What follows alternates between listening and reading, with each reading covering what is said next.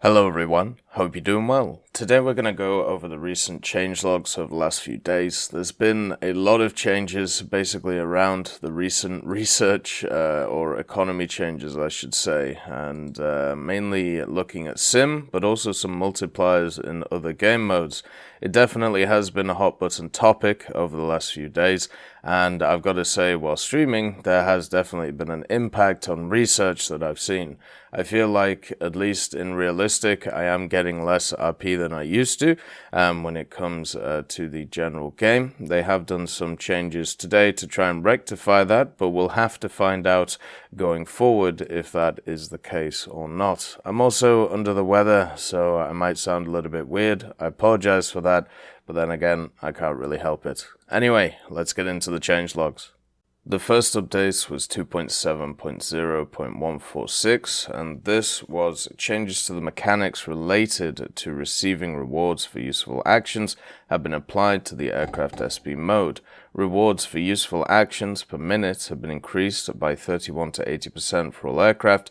Active time rewards have been removed. Repair cost deposit has been adjusted, and then you can see the full table which is on the thing. Then you also have a bug which prevented players from receiving rewards for useful actions in aircraft SB mode during the last period of time in battle, when all the enemy team had left in the battle before it ended, has been fixed. So therefore, at least this was after the economy changes were brought in, and I think there was a bug with the system in SB, and this was looking to address it. My stance on the SB stuff is pretty simple, and I've said it multiple times, and until this happens, there will never be a fixed SL economy or RP economy when it comes to sim.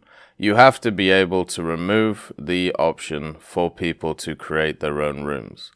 Because people can create their own rooms in sim, they are able to abuse the systems. Since you have abuses in the system, therefore the statistics that you're getting from the system will be skewed.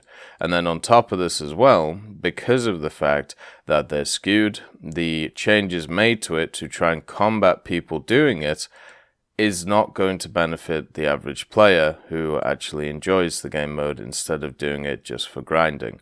So what you end up is you have to cut off the head of the snake, which is getting rid of the individual creator rooms that people can do. That is the main issue with sim. That has always been the main issue with sim, and if any other game mode had a similar system in it, such as Ground Simulator, you would see these same issues occurring there. On the 28th of July, you had the first update, which was update 2.7.0.152, where they did a bunch of bug fixes for the game, an absolute metric ton of them, mainly just looking at improving the game. So the first one was Operation Sicily. A bug has been fixed where in missions of rank 6 and above, AI aircraft crashed into the ground soon after spawn. This was also an issue in Air Realistic. I remember it kept happening for a little bit, but luckily that was fixed pretty quickly. The Hornet Mark III, the Sterling B Mark III, HAK3, Key 44-134, Key 44-1, the Farman and the B-25J, I-29 Hampton TB Mark I for the USSR, the Yak-4 and the PE-8.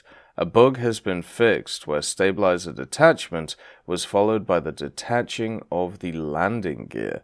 That's kind of an interesting one, but that should mean that these things are a little bit more survivable, even if it is incredibly small. Any adjustment is nice. The location of the helipads has been changed as the distance of them to the tank battle in the locations was unequal. So this is on Berlin, Finland, White Rock Fortress, Fulda Jungle, Fire-Ark, Port Novorossiysk, Red Desert, and Seversk 13. So they've standardized them basically when it comes to it. We'll have to see if that actually changes anything. I've actually been seeing a few different helicopters the last few days, like the AH-1F and the Hueys, so that's really cool to see.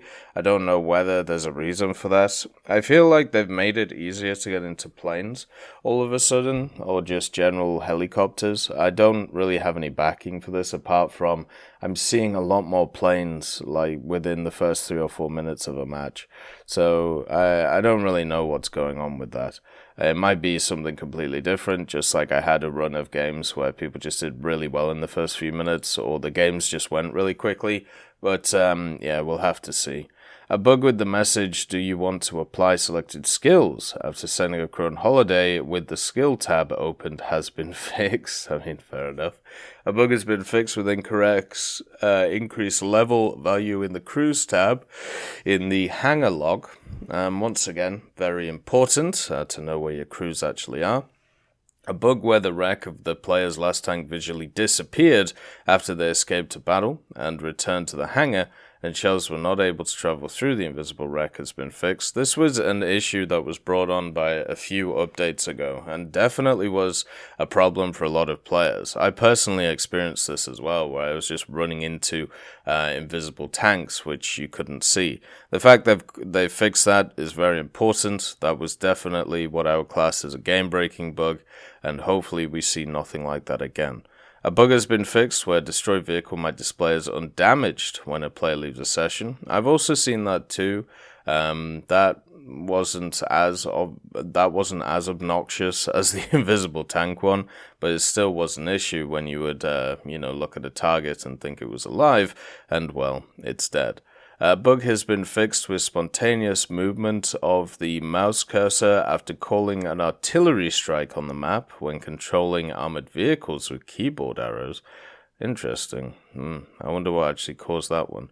A bug has been fixed where enabling NVIDIA on the ultra-low graphic presets might result in changing the gamma and a darkening of the image. Oh my god.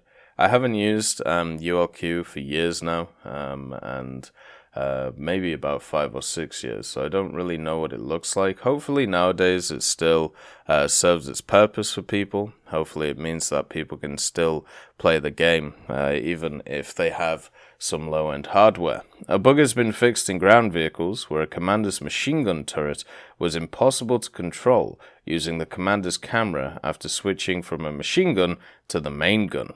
So that means that the keybinds are not getting, the keybinds are still working now when they weren't before.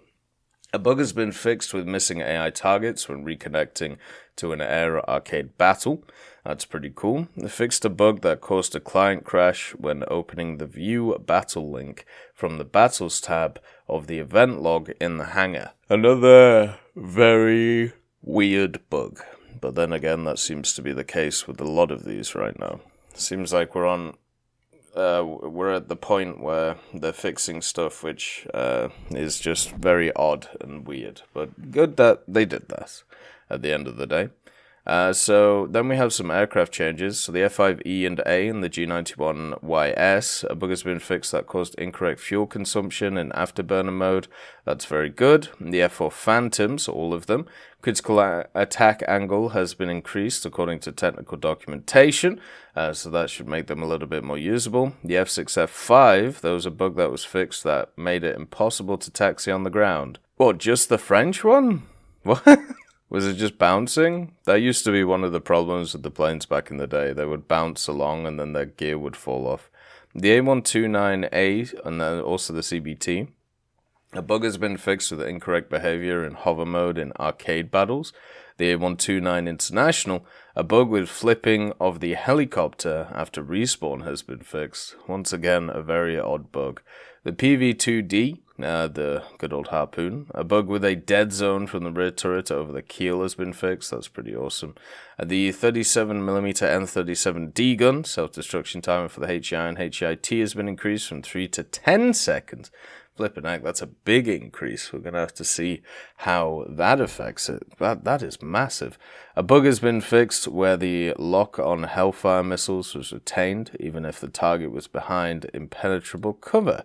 That's why Hellfires are always in and out of the meta, because they're either busted or they actually can be countered by hard terrain. The fleet models as well. The Bezuprechny, which of course is the new destroyer for the USSR, weapon presets have been fixed. Sets with mines and depth charges have been removed, and a bug has been fixed where it was possible to take depth charges into battle without researching the corresponding modification.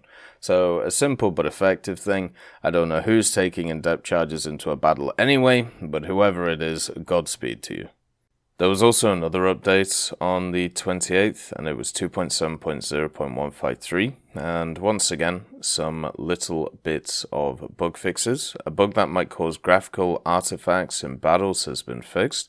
A bug that caused the game to launch with gamepad controls when Steam VR was running has been fixed, so that would have been a bit awkward. And also, now when installing the game from Steam, the selected localization language will be used correctly. So nothing too huge there, apart from the graphical artifacts thing. I did see that a few times from people, and it seemed to create some flashing lights. And obviously, with stuff like that happening, you know, if people have stuff, I think it's epileptic fits, I believe, something similar to that. Luckily, they fixed that pretty quickly, so, you know, that wouldn't be too much of an issue for people.